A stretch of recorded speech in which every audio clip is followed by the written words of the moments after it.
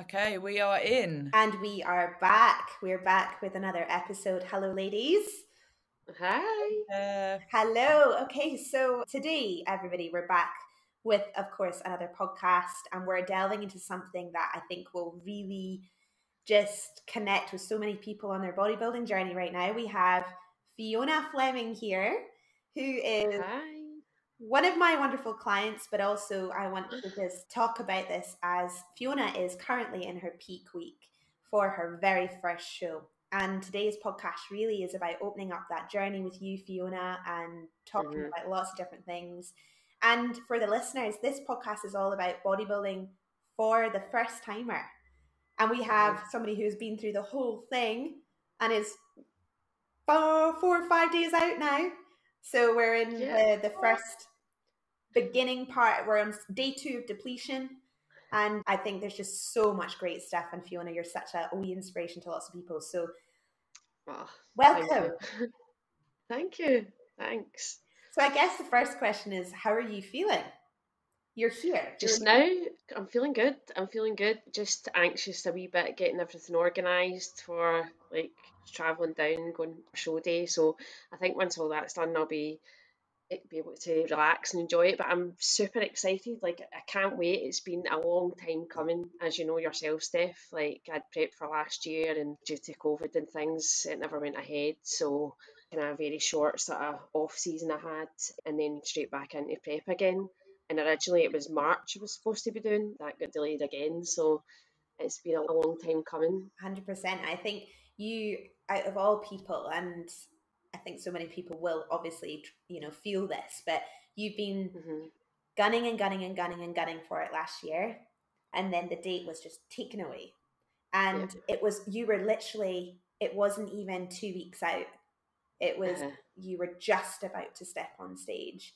Exactly. And it was a real, for those of you who maybe follow Fiona's journey, she did her own mini show day in her living room with a bottle of champagne. I don't know if anyone's seen that. If you have, you need to check it out. We had to really focus on channeling our mindset, not for disappointment, but for an opportunity to go away, get better, and come back in. So how did you manage that? And I guess, what have been some of the challenges you've faced? Obviously, the one you've just told us about is massive, but what are some of the challenges you faced, or what have you learned from this whole process to the stage?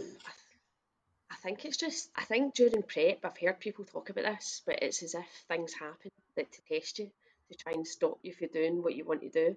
And I just feel like there's been one thing after the other. But again, I love the training. I find the dieting, I love it all. So I just keep going, and last year, I don't know, I think it might have been a wee bit of a blessing in disguise. It didn't go ahead because it's made me a stronger person, and everything that I've faced. There's been a few times I've been like, oh my God, I can't do this because so much happened. I've ended up having to move house twice, had loads of stuff happen, but I'm not letting I'm so determined. I'm not letting anything get in the way of this because I just want to do it so much. So I've just kept on plodding along and just doing the best I can. And I've obviously with lockdown as well, and not having a gym, I had to do a setup in my garden. So I was doing the training outside. But I think last year, when I prepped for last year, it was a wee bit easier because I was off work because of lockdown. So basically, that was all I was doing, was kind of training. And then I've been back at work, so I've been working 37 hours a week. I've had to move house. I've had all these things happen, but to me, training is just my vice. It's just in my routine. It's just part of my life, and I just love it so much. And I'm just determined to do this. So I've just kept going, really. Because Steff and I said last time when we spoke to Rob, do you find that having that date as a definitive goal, that actually it's almost like you're in that tunnel to the show day and all of these other things happen, but you can back them off, and because you've got that focus and it almost keeps you going. And Steff, I think bodybuilding and having Steff and Andy, and I think it's just made me deal with things differently, actual negative things that happen, I've been able to change the way I respond to them and turn them into a positive, and actually see them as something that's challenging me and something that I can get through, instead of just letting it knock me down and just being like, oh, I can't do this anymore, because that's what I would have been like before, and just get through it now. And not even just the check-ins, like Steph and Andy are there for me anytime, and I can be quite a stress head at times, so getting that bit of reassurance and being able to just send a wee WhatsApp, and it just makes all the difference, honestly. Like, some weeks, if you had a bad week, if you have a bad week and you have your check-in, and you just feel so much better after it, because they just offer you so much reassurance, and that you're doing well, and you're where you're supposed to be, and it's just great support. Like, I definitely couldn't have got this far without them, so I'm so grateful. I think, like, one of the things that, obviously, I've got the benefit of knowing your process behind it for the listeners as well. One of the things that's been really amazing about you, Fiona, is you have a resilience that I see in a lot of competitors who are much further down the line than you know, who have maybe had experiences like you've had this year, and you've just reeled some of those off. And guys, for anyone listening, like, Fiona's downplaying this. She's been through some real toughies, ones that would literally make or break a prep, that you could quite easily take a step away from and go, do you know what? Nope, I can't deal with this and do this goal. And I think something that I always talk about with anybody who comes into the sport is, before you come in, is having those expectations set that anything can potentially happen. And are you prepared for, if you're, 12, 14 weeks in, are you prepared for suddenly having to move house? Are you prepared for potentially having a health scare? Are you prepared for maybe a traumatic event to happen? And how do you think you might react or respond to those things when you're in the prep? And you never really know. And I think you've really taken this approach that, do you know what? Nothing will enter my sphere regardless of what it is to stop me doing this goal, whereas you could have crumbled. And I guess my question to you would be, what is it about this goal that's so important to you? Is it the end game of getting a trophy, or is this something for you? Because I know what the answer is to that, but I'd like you to try and explain that to other people.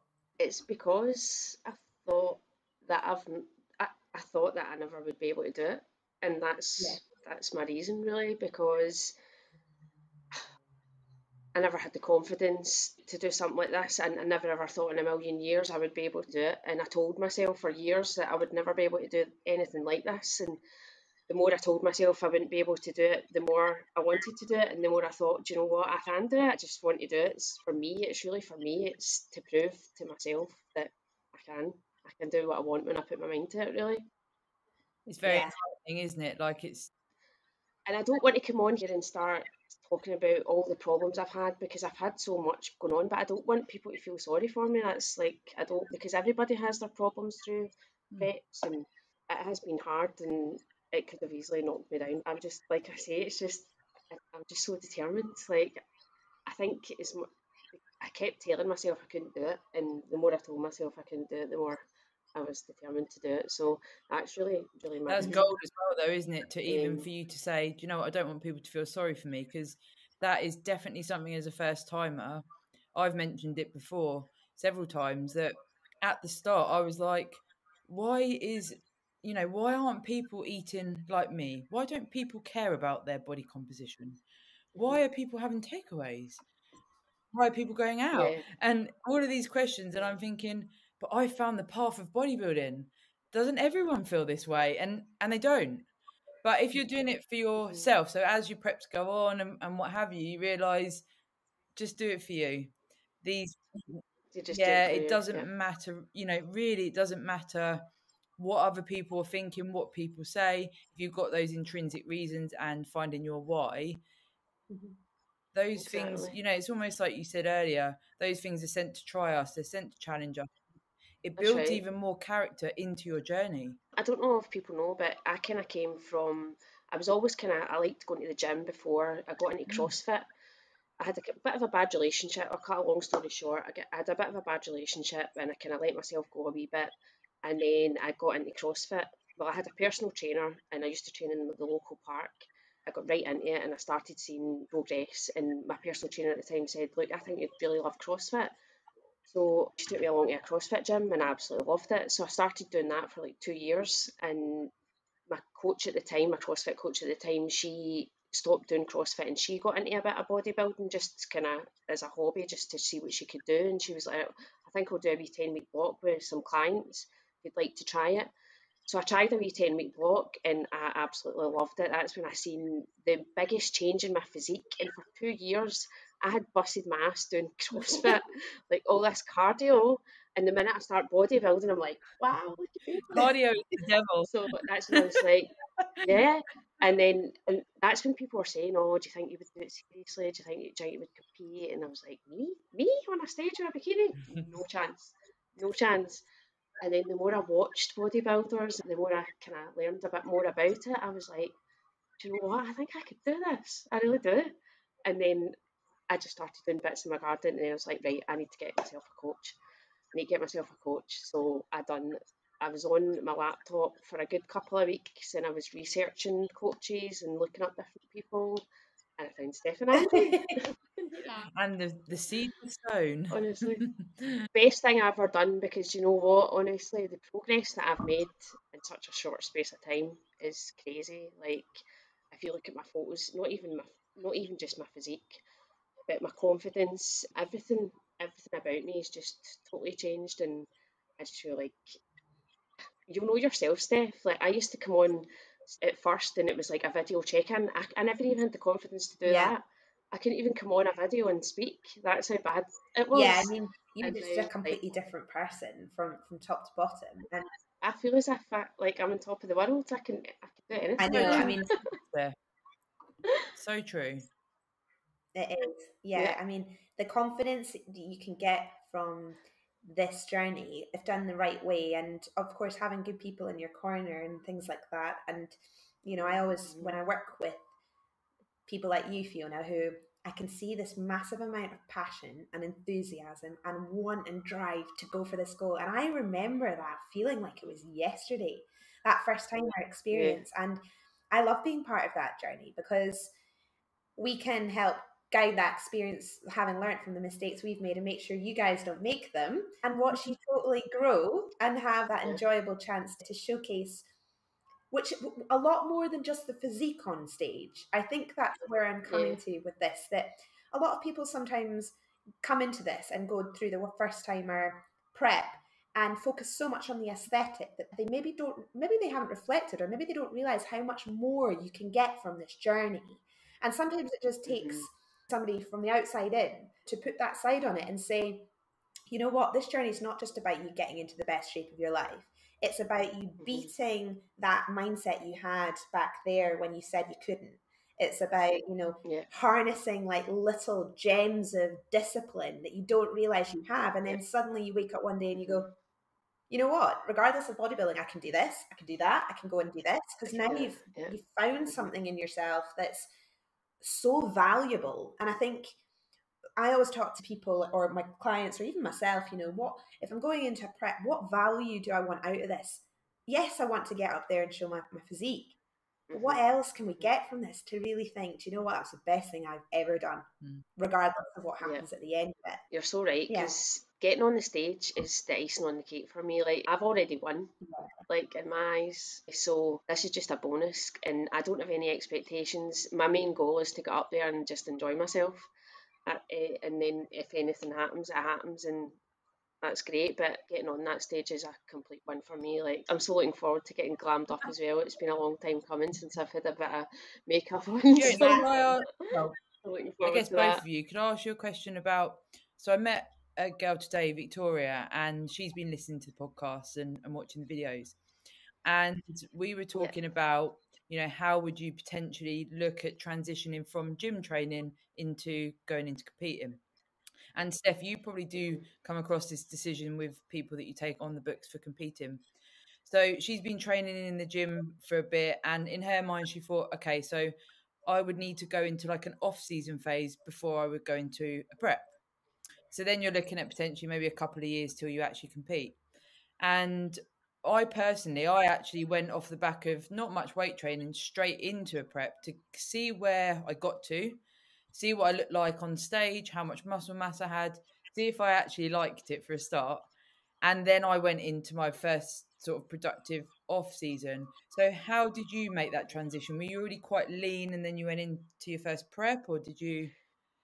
I think at the beginning, when I first started with Steph and Andy, I was quite lean, and I was lean, and I don't think I was eating enough food because I was doing sort of bodybuilding and I was still doing Yeah. CrossFit. So, but I think we kind of put the calories right, we put the calories Okay. up, and kind of put on a wee bit, and then I had a go for a mini. It was a mini cut, wasn't Yeah. it? Because I'd booked a shoot in October time last year. Okay. Because actually, my goal wasn't even to compete last year. My goal was this year. Yeah. And it wasn't until I done the mini cut for the photo shoot and I went up to meet Steff for my very first posing class, and Steff's like, "You look amazing, you're ready." And I was like, "Oh What my do you god." mean? So that's when I decided last year to do a show. Yeah. It's funny So you yeah, say that that's what actually, we've done. because I said to Victoria, you could actually prep for a shoot if you just want to see what you look like.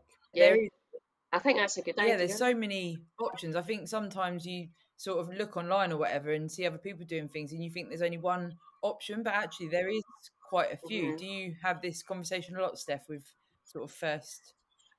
Yeah, all the time. And especially clients who come and say, I have been training for X amount of time in the gym. I'm really looking forward to that next goal. I've been maybe dipping my toe in watching different things and it's becoming interesting. And it's at that point that I think this is a coach's discussion. So I speak about this a lot with other coaches about when becomes the right point for kind of a general lifestyle client or a person who's been enjoying the gym for a while to cross over into the competitive realm. And for me, again, it comes back to two things. Like, of course, there has to be an analysis of the physique because there's some points where you're just not ready to go there yet, but maybe it is a case of the balance of the shape is there, but it needs another year of off season, or we need some time. And at that point, it's not really even an off season, it's just starting to put the muscle foundation down. Yeah.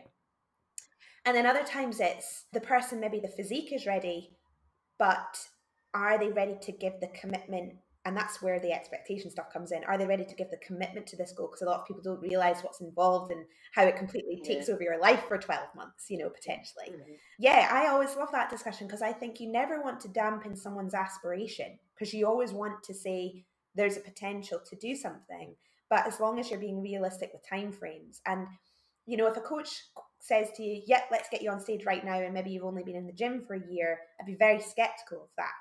I'd be very skeptical of doing that. If a coach is saying to you, "How long have you been in the gym?" and then picking apart the physique and saying what's involved and telling what expectations are and everything, and saying maybe let's get you into what I technically call as like a primer phase, where we've physically put the body into a routine structure to see how they get on with that first. And maybe that is for a photo shoot, or maybe it is for something that's a little bit more of a original. Yeah. So they get on with that first. Yeah. And if they feel, do you know what, I can deal with this routine, then I feel like they've got more of a foundation to take on that vehicle that is what you now know as prep fee, which is, a whole other level.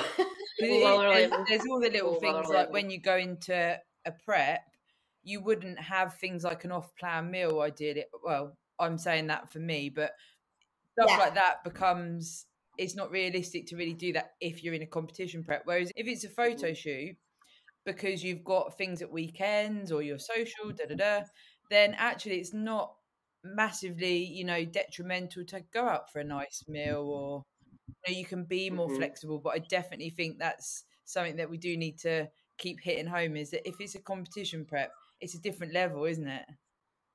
A whole other level. So, Fee, what do you? A whole other level. When you think of it as another level, what has been the difference between, say, some of your other CrossFit goals or your photo shoot goal, for example, and the prep? What are some of the differences? I would say mostly, like Sarah was saying, it's the diet. The diet, you can't be as relaxed, you need to be super strict as well. Obviously with CrossFit, you need to have the high calories because you're doing so much output, so much cardio, rowing and running, loads of all that stuff. So you can get away with it's not even about CrossFit's not really about how you look anyway. It's more about being fast, and you need the extra calories for that. So it's a totally different ball game. Totally different ball game. And I don't know if people know this. I'm a single parent. I've got a 13-year-old daughter, and I'm just going to give her a wee shout out because she's been a great support to me, and she's really good, and she helps me in the house because obviously I'm sitting with my chicken and rice and stuff like that, and I make her dinner as normal, but she doesn't like ask me what she understands now. She didn't at the start, but now she gets it, and she's like, "Mum, you can't have that," and she'll put things away and things like that. Or like when I finish work and I'm really tired and I've still to go to the gym and see I've forgot my gym bag or something, I phone her and she's like, "Mum, I'll bring you your gym bag out, so you don't even need to come in the house." And you just go straight to the gym. So she's been great, and my mum and dad, my mum's great. They've kind of found it a wee bit hard to get used to. Like my dad, if I was round at theirs or something, he'd be like bringing out some food and stuff and still offering me it. And I'm like, "What are you doing?" You know? And my mum's like, "What are you doing?" Like she knows, like she kind of gets it now. So it's good to have that kind of support and people that understand how strict you have to be. Didn't you tell me as well, Fee, 'cause we've started talking on Instagram and stuff. Didn't you say that Yeah. she said you're going to be famous now you're on the podcast with Steff and I? Yeah, so when I told her that I'd been asked to do this, she's like, "Oh, Mum, you need to do So it." She's telling all her friends as I well. don't know about you, but that is Oh, just, it's so nice to nourish that. Like, I'm the same with my mum. She thinks I'm like this famous bodybuilder. You know, every little opportunities yeah, that come up, I tell her, and she's like, "Oh my God, this is my daughter." But it's so nice to like nourish that and be like, you know what, I'm making yeah. other people proud. It doesn't need to be your main focus, but it's just such a nice thing that comes in with the journey. Yeah. It's funny because Jay is my daughter, and she talks about you guys a lot. Like she was talking, she said about you this morning, Sarah. She's like, "Oh, I think Sarah's lovely," Oh, and she get on really well with Steff, and she kind of does a bit of dancing, so she knows that Steff comes from a dancing background, and so she's really interested in all of that. So I'm hoping that she'll follow in my footsteps and go to the gym when she's old enough. it's So even showing that level it's of good. discipline. You know, it's difficult, I'd imagine, being a parent because sometimes your child might not know what direction they want to take, and it's not necessarily Exactly. that they have to be sort of a bodybuilder, but if they see you, you know, watching what you eat and including different things in your diet, training, and things like that, it just rubs off a little bit on them realizing, you know, there is certain things you can do with your body, and it is educating them as well, Yeah. which is nice. And you know, we've spoken before, Fiona, about when you go into competing, your relationships do change. Maybe that's Yeah. something Yeah. we could delve into if you're happy to do that, Fiona, where Yeah. friendships also change. That's right. It can be quite a hard pill to Oh, swallow, can't it? 100%. Yeah, yeah. I mean, I don't really have any friends that totally get what I'm doing, if Yeah. you know what I Yeah. mean. Even my fitness friends don't get what I'm doing. So to have you guys and Zoe, and like I've met people online that have been huge supports, more supportive than anybody, and I've not even met you in Yeah. real life. And I'm so grateful for that because I can come on and I can like tell you what's going on, or you ask how I am, and you just get it. Like you get what I'm going through and the things that you face, and it's the support. The support is amazing. It's Yeah. amazing. It's so good to hear that as well, because I think for anybody listening who, you know, thinks, "Oh, I can't prep because I've got kids," or "I can't prep Yeah, because I've got, you know, a job and nobody really understands what I'm doing." Like Fiona, Fiona, on top of doing her prep, has got shift work. So yeah. anybody who's a shift worker, I get this a lot. I get this question a lot. You know, "Oh, can people who have shift patterns that are crazy, you know, some people might back shift, some people might be on night shift. Can we do this?" And the answer is like 100% yes, you can. It's just finding, again, it's like finding the best method that's going to work for you from a programming point of view. But then coming back to that really important question there about how it really does change your dynamic with your relationships. And I think listening to both of you guys, and Sarah, I know we've touched on this, but listening to both of you sharing this journey with your family, because I'll give you the flip side to my experience. So my mum and dad are very like they're quite traditional and they're not Yeah. really involved in my journey at all and never have been. And that's okay. I'm accepting of that. But I think what's so awesome to hear is how much your family build you up and give you that kind of like, woo, we're your number one fans. Because that's like, that's just, that makes you feel like you can do it as well, you know. And I'm very lucky. I've got Andrew, so he's like my number one fan. So that's cool. But you've got like, to have your family involved in it means a lot, because family, you want family to value and approve what you do. It's like an intrinsic thing, isn't it? Like deep down, you do. And so when you feel like you're doing something that makes them proud, and Jay is so proud of you, Fee. Like your daughter absolutely loves it, and your mum is your number one supporter. Like Fiona's mum has messaged like me as well on the WhatsApp when they've been on the WhatsApp together, being like, "This is great. I'm so happy." You know, it's just really nice. Yeah, she always goes on about my muscle definition, because I think that's. She's like, Fiona, your muscle definition's great. Your mum calls it muscle definition. My mum's like, you really toned, Beb. My mum comes round to my house because she looks after Jay quite a lot when I'm at work. She's like, do you need some potatoes peeled? And she'll peel my potatoes and she'll cut them into chips, and she'll put them in freezer bags. She'll prep veg for me as well. And that's great. It's like it's all in the freezer. Like, it's great. And she's going to help me do my potatoes for my that's what I'm thinking. Steff, have you messaged her to say, can you get the potatoes ready? I know. But you know what's really funny? Like, exactly. Well, talking about that, I think this will be an interesting point for first timers listening, or anybody listening. You know, well, if you can see her, anybody who's watching and not listening, you'll see that she has ridiculous veins dropping down her arms right now. She's super, super lean. Super lean. Here. And I know. Look, check out that bad boy. Hello. She's day 3. Is that me? Sorry, day 2 of depletion, and she's ripped, absolutely ripped. We're coming in for figure this weekend. I kind of wanted to touch on that because we didn't speak about what class you're in, of course. So you're coming in for your first time figure show, and it's the PCA first timers this weekend. And I guess I wanted to ask you to explain or to tell people, like, how's your diet been? You know, have you enjoyed the diet? And how have you found it sticking to all the food and things? Because I think this is something that a lot of first timers find hard, is sticking to the diet. So, me and Sarah have had our own experiences of this. So, how have you found sticking to the diet? Because I know what your diet is. So, let's chat about that. It gets harder, like, I'm not going to lie, like, when your calories drop down. But, like, I've always been quite a healthy eater. So, I love my food. So, I love my chicken and my broccoli. And, like, I would eat that even if I'm not on prep. But obviously, it's like a quarter the size of the portion as you normally. Yeah, and I mean, like, you just need to focus on the end goal. I'm not going to lie, it's really hard because I work in a children's home and I work with people that don't have a clue about bodybuilding. Nobody eats healthy in my work. The children, we try and encourage healthy diets, but we've got a cook who makes homemade cakes, who makes lasagna, like all the meals, the staff in the office. And you're sitting at a computer and there's Pringles, there's dips, there's chocolate, there's cake, and it's just all there. And my colleagues are not forcing me because they don't understand, they don't get it, but like, oh, just have a wee bit, oh, you'll be fine. And I'm like, no, like, I'm fine, honestly, I'm fine, and I'm sitting here with my rice cakes and I'm absolutely fine. I just think of the end goal, but it is hard and the temptation is there. But if you're determined and you want to do well and you want to look good, then you just need to say no, really.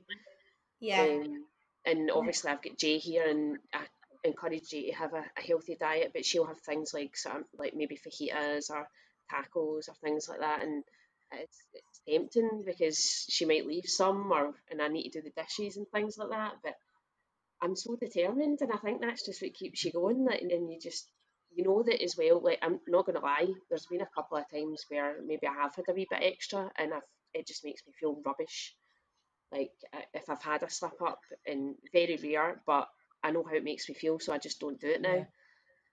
Like, so if I've ate, I like one of the times a few weeks ago, I think I had an extra rice cake, and I just felt Yeah. I was like, oh my God, I just felt Blows terrible your mind, after it. doesn't And it? I'm like, I can't, like, and then I'm just like, no, I'm not doing it because it's not worth feeling bad about it. So I just don't do it, and I'm fine. And I know, Yeah. like, I keep saying to myself, like, the food's always going to be there. I've got loads of years ahead to sit and eat cake. Like, I can eat cake when I'm old. I don't I need want to to do get it just now. shredded. It's like, I want to get shredded, yeah, and I want, I want to get shredded. That's my goal. So the cake's always going to be there. And I always say, a second on the lips, a lifetime on the hips. That's what Mum Oh, that's says. been Yeah. around for a And while, That's, isn't it?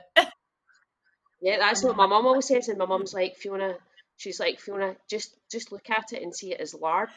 So when all my colleagues are in work, when all my colleagues are in work and they're sitting eating their cakes, I just picture them sitting like biting into like a big block of I lard, need to meet your and I'm mum. like, well, Like, I don't even want literally, that. she sounds Keep like your a cakes to legend. yourself. that's hilarious. Yeah, just keep your cakes. It's Do you know fine. what? Though? It is But something you it's can do, though, isn't it? It's almost like you can. You've probably had it, Steph, over the years, where you turn your palate to where you need to at the time. No, you it's do, sort of you like do. And I always think I'm a bit sadistic with it, right? I go like, because I'll never forget one experience I had where I was in the office. It was when I was working in an office. This was way back at the very start, and one of my colleagues was giving out cupcakes and stuff in the office, and put one on my desk, and I Yeah. could see her like watching me, like to see if I What was you going to would eat do. this cupcake, and the empowering feeling I get from being able to do what others can't Yeah, is really awesome. And I yeah, kind of flip it on its head. Like sometimes you can just put it aside, and even though you yeah. want it, Mhm. and I remember sitting looking at this cupcake thinking, I do really want it. The actual feeling of seeing her face go, oh my God, she's Mhm. managed not to eat it, Yeah. was so much better. Yeah, yeah. But it's not even that. They sit and they'll kind of go like, why are you not eating it? Why are you not eating it? And then 2 seconds later, they're like, oh, I can't even get my belt done. Oh, my jeans are so tight. I really want to lose weight. But then they walk about like eating crisps and stuff. I'm just like, Yeah, I know. It is a different mindset. I love what you just said there, Fiona, because we speak about this all the time. But the Mhm. whole stuff is not going to disappear. It's always going to It's be always going there. to be there. You're not never going to have these foods again. But like for the listeners as well, Fiona is on a carb cycle at the moment. So she's been cycling carbohydrates. She does a high and a low day. She's been doing that for considerable few months. We tweak things when they need to be tweaked. We take the calories out or drop when she needs to drop a bit more, when the body starts to go, okay, I'm quite happy here. We then make a change, and we do that all the way through. But I've got your stats in front of me, Fiona, at the moment. Okay. Ah. Fiona, you're sitting currently on a 1900 calorie high day and a 1600 calorie low day, right? And you've got she's still eating 220 grams of carbs a day. You're sitting on 140 grams of protein, Yep. and you're sitting on 40 grams of fat. I've Now, still got plenty of food. anybody listening who's ever done anything or has any experience with contest prep, that is absolutely how you should be thinking about it. And everyone's very different. Saying this to prove a point that you can sit there and look like Fiona is, having done this long term healthily with the right approach, and not have to go into really dangerous realms with ridiculous drops in calories. So Yeah. it is all 100%. relative, I'll say that. But I just wanted to sort of almost give you the overview and picture to show you what you've managed to achieve while still actually being on a really high, healthy, nice diet. It's funny you say that. I know of a girl who prepped for a show, and she messaged me when I was at 8 weeks, and she said, how are you feeling? Because I felt terrible at 8 weeks. And basically, I remember watching the kind of things she was eating, and it was just like plain chicken and like peanut butter, and I was like, I've still got like all this veg and rice and everything. Like, she was quite shocked at what I was still getting to eat, and she was just kind of eating like plain boiled chicken and things like that, and just like dipped in peanut butter and stuff, and she was literally starving. So it was a totally different way that whoever had coached her, her prep was completely different, and she felt terrible. And I've still I been guess feeling great, like still been. that's it. Yeah. There's this kind of trendy thing to say, and that I feel anyway. And Sarah, I don't know if you've come across this, but you hear a lot of people talk about, oh my God, it's going to be hell. The last phase of this is going to, like, almost as if they're preempting it before they're even there. And it is hard, but I think it can still be really enjoyable if we're not like in the trenches, or certainly if things have not been taken too low. I don't know what you think about that, exactly Sarah. the same. From my own experience, like I mentioned earlier, in my first preps, I felt like, people had to feel my pain, because on reflection, I was potentially doing it for too many external reasons as well as internal reasons. Yeah. And then the more and more I've gone on my bodybuilding journey, the more I've realized it is so internal for me. And, again, it's independent to you on, what your macros are. And when people say to me, what are your macros? Unless I know them, I won't sort of delve into it, because I don't want someone to go, oh, well, that's what I should be on to lose weight. Yeah. And that's what always happens. People compare, and then they think, because this person's doing one thing, I should be doing that too. And that's not the case. And every very prep different. you do is different. And you, if you carry on your journey, I'm sure you'll find it. My first prep, I did need to go low on the calories, and the expenditure went up quite a lot. But I wasn't a trained individual. I wouldn't class myself, because I'd only done a few months weight training, gone into a prep, whatever. So my body wasn't where it is now. So my body reacts very differently now, having done it for so many years. And you'll find that as well, Fiona. At the moment, you've got your calories at where they are. Next prep, you might be lower or higher. You might be more expenditure. You might be less. I don't know about you, Steff, but Stephen always tries to almost promote getting away with what we can for as long as we can, in regards to, I don't want to be a bag of shit 13 weeks out. Loads of expenditure where I'm like literally can't sit down, my joints are hurting, everything. It's not going to be conducive to you performing on the day either. No, that's true. And if I come at this from sort of because Fiona's a natural athlete, if I come at from like a natural perspective here, the aim of the game with any natural athlete is to retain as much muscle tissue on the frame over the longest period, so a longer period prep, chipping away to keep that tissue. There is going to always be a percentage of tissue that you lose in a natural prep, because to get to the levels of lean where Fiona is right now, there is a small muscle reduction on the overall frame, but it's relative to the length of time. And it's at where I completely agree with you, Sarah. You try and keep the calories as high as you possibly can, the cardio to a minimum, until you need to kind of almost drop the hammer a little bit more to pull that extra level in. And that's where maybe your steady or your hit or something will go up. But and everyone is it's also about like exactly what you just said, Sarah, which is the level of muscle you have on the frame in the first place is going to determine how much you can eat. Because if you don't have as much on the frame, you're actually probably going to have to take things lower to get it off. Or if it is really very much individual, so it could go into this. Because I feel as if like I've come in so quickly just recently as well. So you've just gone. Because I still had I was still kind of on a wee bit higher calories, and I can't remember how many weeks ago, but I was still kind of having a sort of refeed as well. And you were doing the refeed on the weekend, and then the minute that came out, and kind of I was just like, this ties into stress as well, doesn't it? I was surprised. I was actually shocked myself at how quickly I came in. But see what you were saying about other people as well.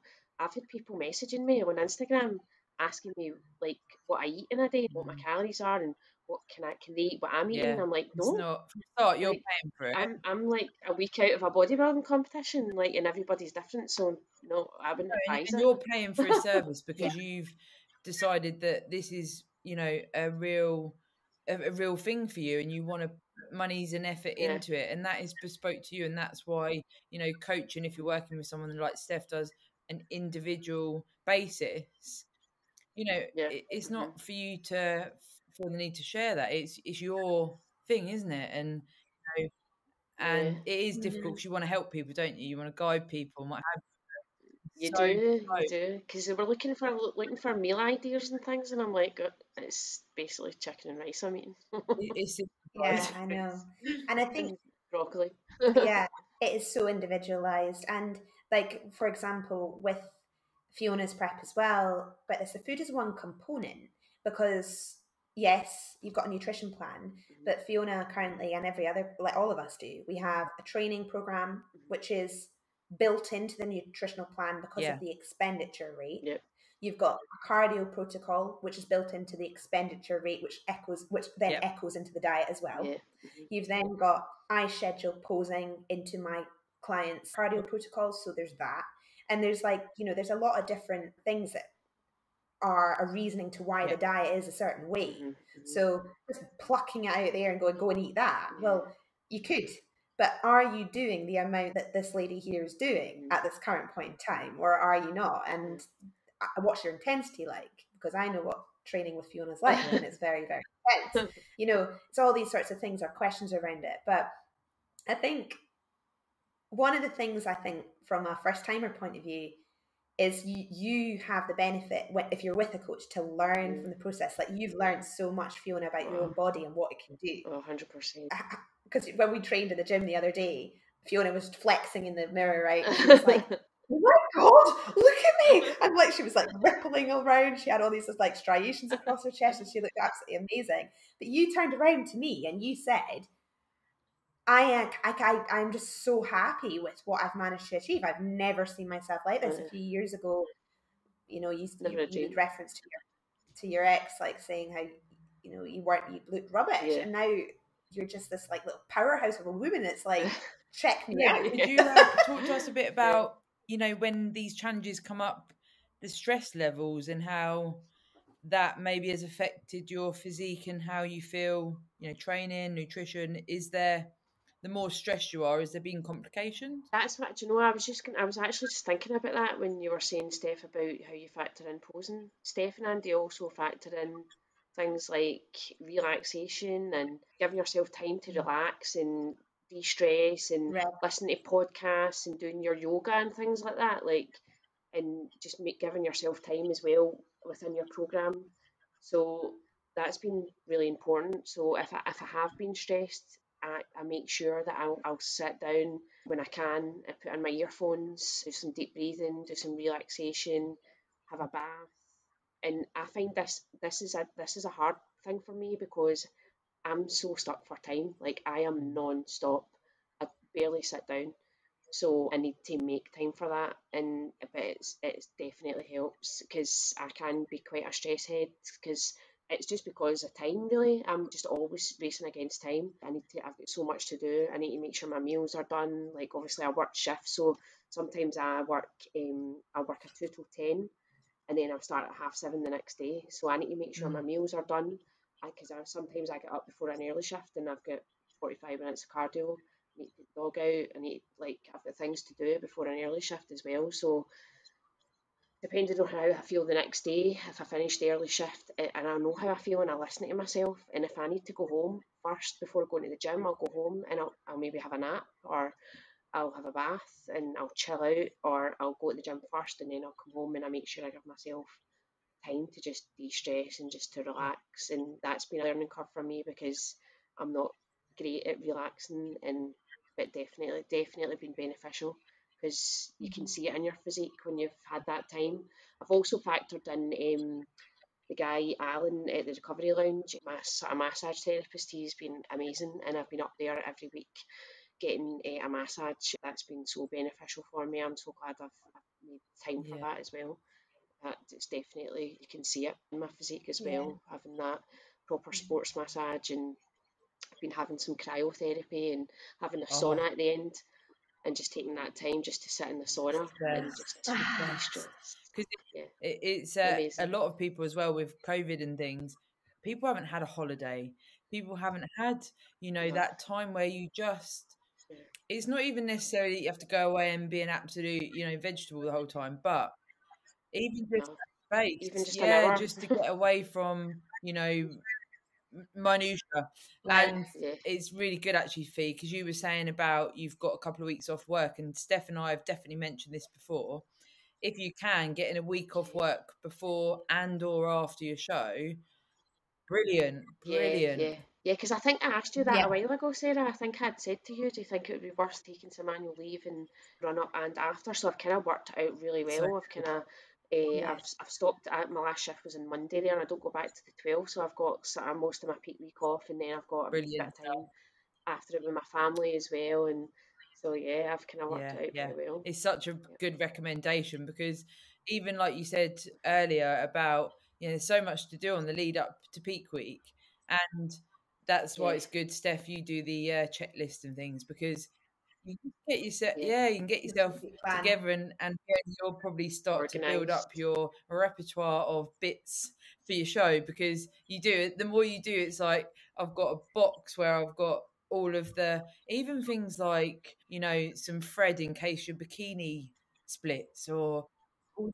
Yeah, do you know what's really good as well, Sarah? Like, well, so I done the prep for last year, so I had got my case ready, and I had got She practiced and I it. had got my toiletry bag, and I have got my wee sewing kit, and I've got everything in it that I need, and it's still there. Like I never unpacked it, so I've got most of it already organised. I've just got a few more wee bits and bobs to get. Then this week's just kind of appointments to get the glow up. So I'm looking forward to all these. It's so things, excited. It's so exciting. So when do you travel up to, so where is it your show is? Birmingham, so I'm flying out from Edinburgh on Saturday. My dad's going to give me a lift through to Edinburgh on Saturday, so And I'll is fly Jane from coming there. with you?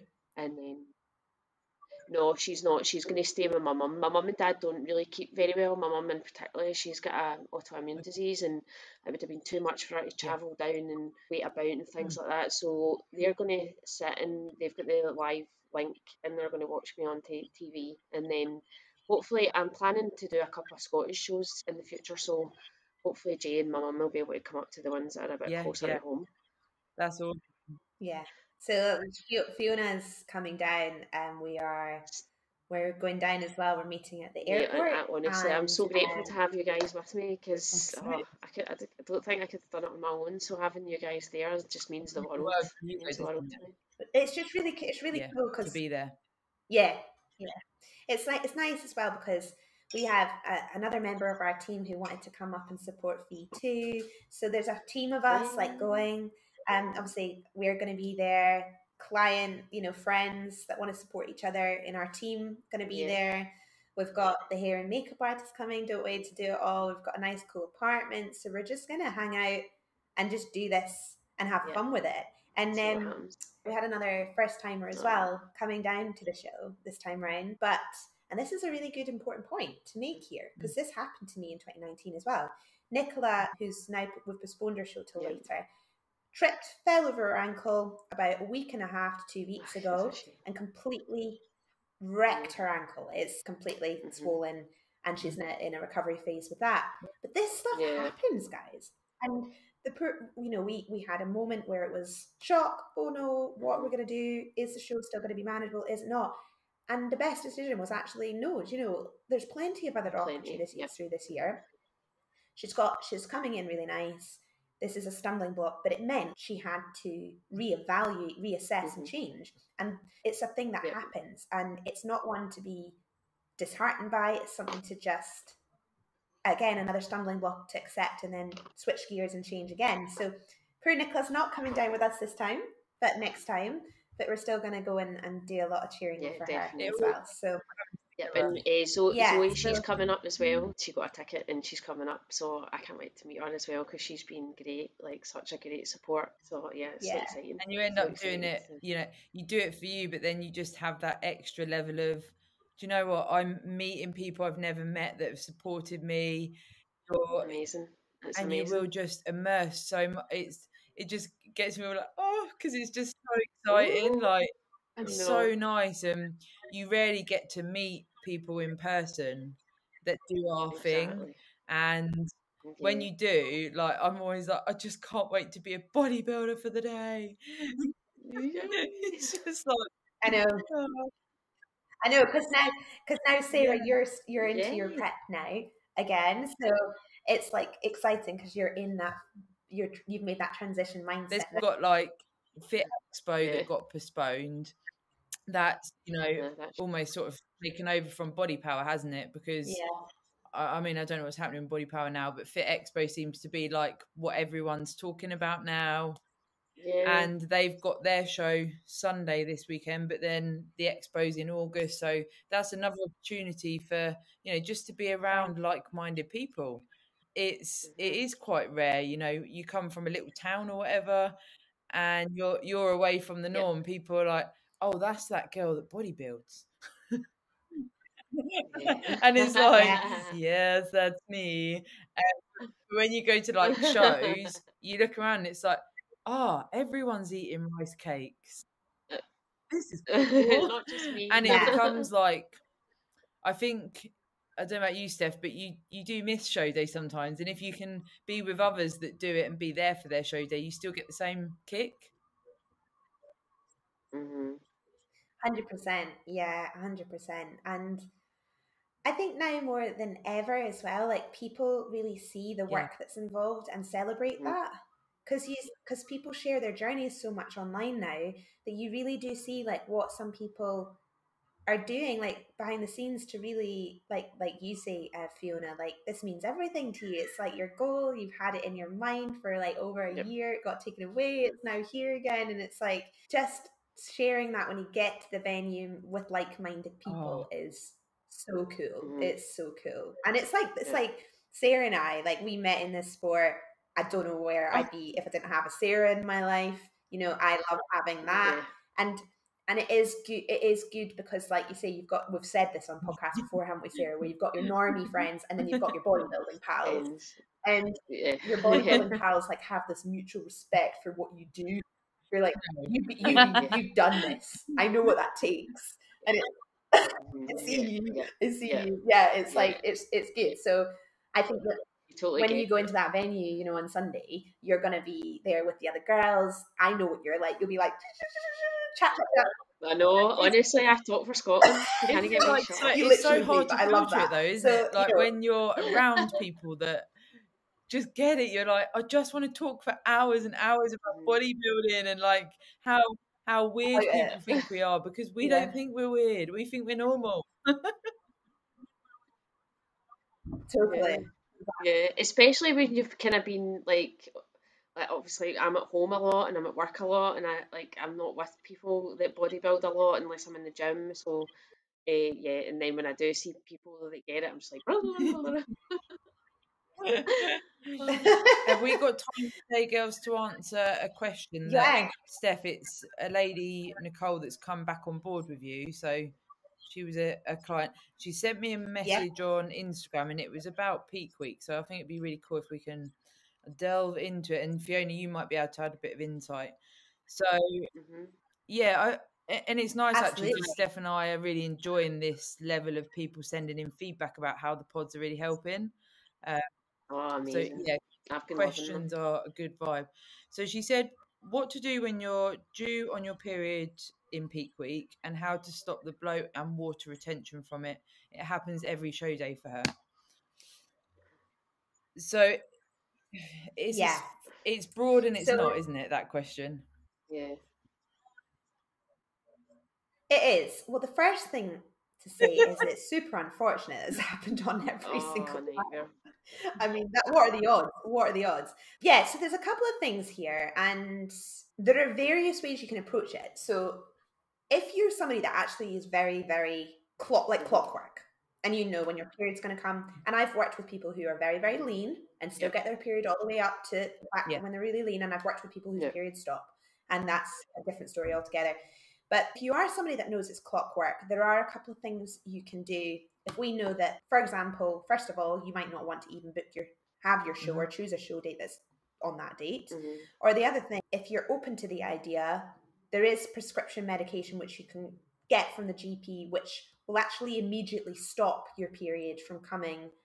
There's a name for it. I think it's called, and I'm going to pronounce this really wrong, but I think it's called norethisterone. That's it. Norethisterone. That's Is that the right one? Yeah, that's the one. Because I've had it before. I've used it before when I went abroad on holiday, so that I didn't have it on holiday. And like you were saying, it might affect everybody different. It was absolutely fine for me, and it was great. Absolutely. And what that technically does is you kind of take it for 3 days prior, and it just delays the onset of menarche. So that's one thing which you could talk to your GP about if it was needed. The other thing is if you are somebody who's maybe on a contraception that you still have the period on, like some of the combined pills, you still have the period, but you can manipulate when you take the tablets to maybe again Just keep taking offset it. And then the other things are, if you don't want to mess around with medication, which a lot of people don't, is that you can reduce the swelling or water retention with things like water. Yeah, exactly. So you can take off the counter herbal or natural supplements to help reduce water retention. There's structured ways you can use that. You can also use just plain vitamin C to help you reduce water retention as well. You might not eradicate symptoms completely, and of course you're maybe standing on stage having to be mid-flow, but there are things that you can do to limit what that looks like to the physique. I had a client very recently actually get on stage and it just cropped up. It came to say hello. And we had inflammation. We managed to reduce the inflammation pretty much everywhere. Where there was still swelling was in the legs. So and it was interesting actually because she'd already done a peak week. The legs were shredded, and when we did this one, there was just a film of water on the legs, and it was purely down to menarche. That was it. And you can't stop what God's intended sometimes, So there's a variety of things that you would do. But the one thing I would say is, before you mess around with any medication and stuff like that, there's so many options nowadays to choose shows and decide, what you want to do. And if you are someone, like I say, is clockwork and then try and pick a show that's I think there's definitely merit as well in when something like that, if it does crop up and there's nothing you can do, if you're not so regular or whatever, is try not to zone in on it too much as well. Because like anything, yeah, you're absolutely right. If you focus anything you focus on and start having sort of a negative connotation with it, I know myself, you can cause almost bloating and water retention from stress. Don't stress about it. And maybe with medication, I don't know about you, Steff and Fee, if you wanted to try that for a show, if you were going to do the one that sort of stops it, would you say, try that before? Yeah, I mean, if you have the opportunity to, I think it's always good to do a trial run of anything. Because there is that adverse effect. Like, it may stop your period, but what else is it going to do? Because you always get side effects with everything, don't you? Totally. You may actually find you take this medication and you still hold water because you're taking medication. You know what I mean? Like, a lot of because I mean, what would my advice be? I would say let's manage it with subtle natural elements. We can sort it out, and there are also other techniques you can use, but it's all going to be dependent on the person. And I think what you've just said, Sarah, is hit the nail on the head. If you are presented with a situation that's out with your control, the best thing to do is not try not stress and fixate on it, because that is literally that would just make like what you give thought to becomes true. You know what I mean? If you think so much about it that it's going to ruin your day, then you'll just build up the stress. Cortisol levels will go through the roof, and you'll just be full of water and stress, and that's not going to do anything. Whereas if you kind of accept it and then just go, do you know what? I'm going to get my feet up. I'm going to keep to my plan. I'm going to do my thing. I'm going to speak to my coach. Maybe they've got an idea, e.g. all of this, and that sort of thing will help you keep calm. But it's a very good question, and it's one all of us ladies have to consider, depending on what kind of contraception and things, or if not on contraception, obviously, you've got to contend with. This whole topic actually is one that I'm really interested in, because I've got a lot of clients who are on different various medications for contraception, whether that's the coil or whether it's an implant or whether it's the pill, and they all do different things depending on how the hormones circulate, whether they're local or not local around the body. And this is where I think guiding a female does help sometimes, because that stuff is and there's so many complexities to both males and females, isn't there? And we're actually looking forward to Steff and I are going to bring on Andrew, Fiona. It's going to be, I haven't, a bit like you, I haven't spoken to him in person, as it were.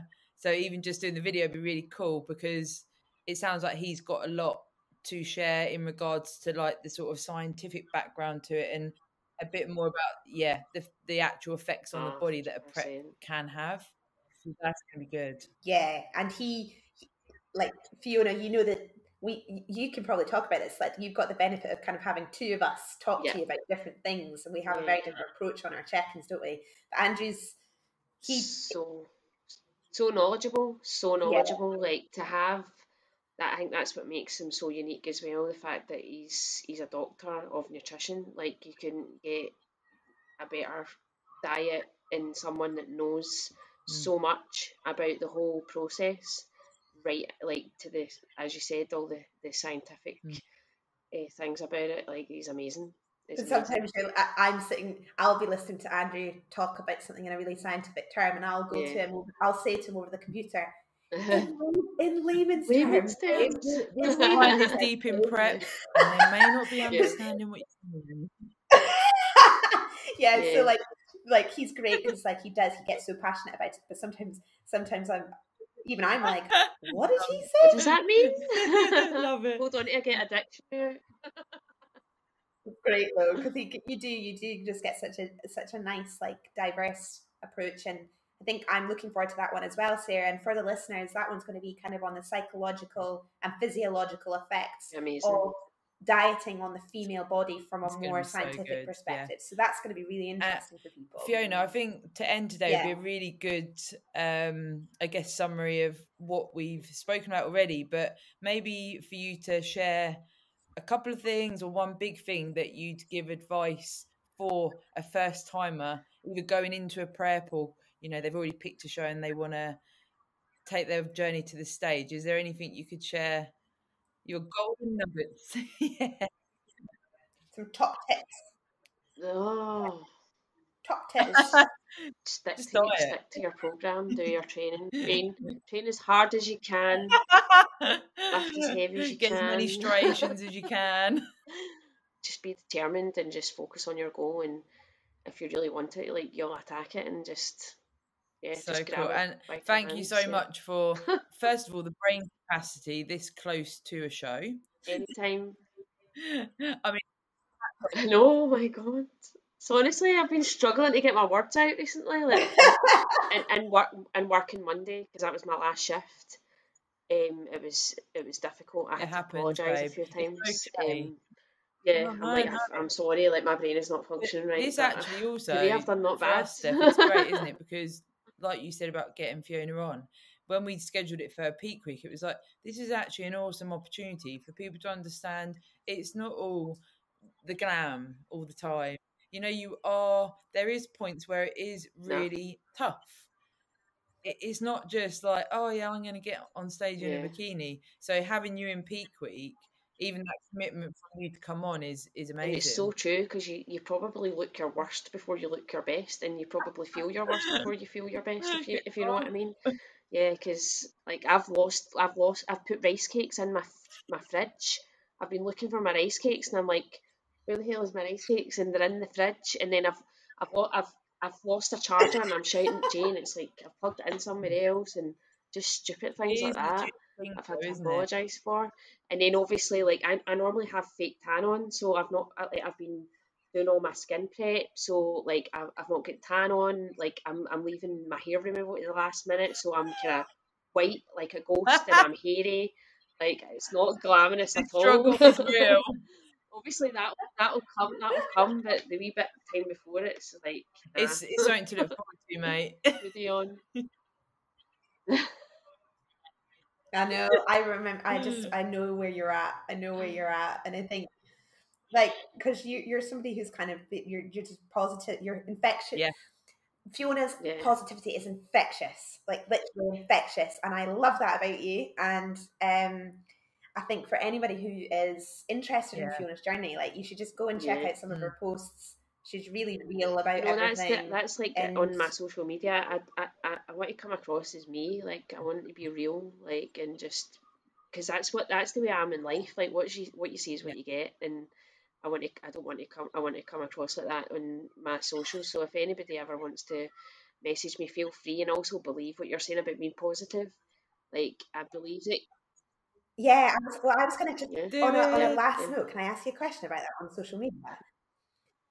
So this is something I suppose, I don't know if we've covered it or not because we've spoken about it so much, but one of the biggest things for first timers is the comparison mindset. They keep comparing people online, looking at other people in their class. Oh my God, who's going to be at the show? How have you found that? And have you found it challenging at any point, like that kind of visual side of things? And how have you managed I've listened to you guys on your pods before, and tips and all that, show day and on the run up and things, and not to go on and look for people and things like that. And I've not done that. Like, I've totally not done that, because you're Good you, girl. and like, do you know what I mean? Like, and I've not, but I have came across people and it said like PC first timers underneath, and I'm like, oh my God. And it's hard not to compare yourself, but at the end of the day, like, you're you, and like you just can, all you can do is your best, and whatever happens in the day happens. Like, you just need to. Everybody's different. Like, you can never have the big quads like somebody else if you don't have them. Just, do you know That what I might mean? come. Like, well, you can eventually, but Yeah. you know what I mean. You know what I mean? Like, there's no point in comparing yourself, because somebody might have better legs, but you might have a better back, and like, there's no point. Like, and I'm just like, what will be, and I just want to be myself and just go up there and just see what happens, really, and just enjoy it. Like I said, that's It's my just main so goal. good, isn't it? So good to hear that from a first timer. It is. It's amazing to hear that, and I think, you know, it's hard. It's a hard thing to say. It's easy to say, but a hard thing to do sometimes when you're in the midst of a prep and you just want to be your best, and you do tend. We've all been there, haven't we? As females, where you look at other people and you think, "Oh, I'm not good enough," or "Oh, I'm not this," or "I'm not that." But I think you've hit the nail on the head. You're you. You can't be anybody else. You've got to maximize what you have in this body here, and then progress from there. Go in and then progress from there, and that's all you can ask of yourself. And have the best time. Like I said, like, getting to the stage for me is a win. So, like, anything that happens after that is a bonus. But just getting there, and like, I've already won in my eyes, so I just want to enjoy it, and like. Yeah, that's excitement it, really. is real. So, Fiona, where can people find you on Instagram? What's your name on there? It's Misfit Fee on Instagram. Yeah. So, like I said, if anybody wants to message me, anything, you're happy to sort of talk to people if they have listened to something and maybe can relate, or that's awesome. Anytime. Especially while you've got this time off work now, mate. Anytime. I know. Yeah, I've got a wee bit of free time. So have fun. But thank you again. It's been really cool. Just taking it back to that, you know, first timer mindset and all those things that you've been through that have equated to you successfully getting to the stage in 4 days. Brilliant stuff. And I can't wait to see both of you on Instagram having it large. Absolutely. Can't wait. All right. So, yeah. You can see obviously Steff and I on Instagram as normal, and any questions like today with Nicole's question is really cool because we're getting a lot more momentum now with the pods, and we just love it. It's it's great. We absolutely adore it. It's brilliant. So share. Share